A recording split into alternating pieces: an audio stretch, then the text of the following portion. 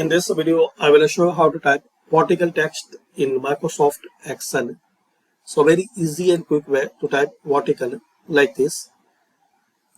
So firstly guys,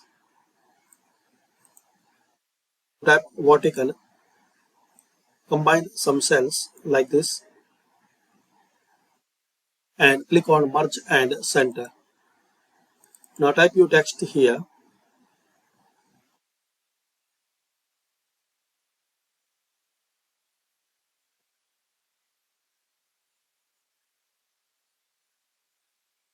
Now select your text and make changes size, color and what you need here.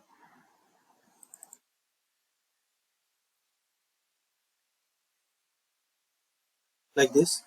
Now select it and here you will see the option.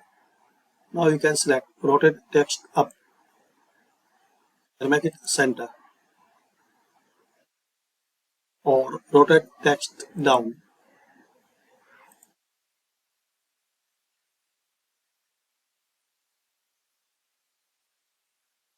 Also you can select this angle clockwise and click here like this.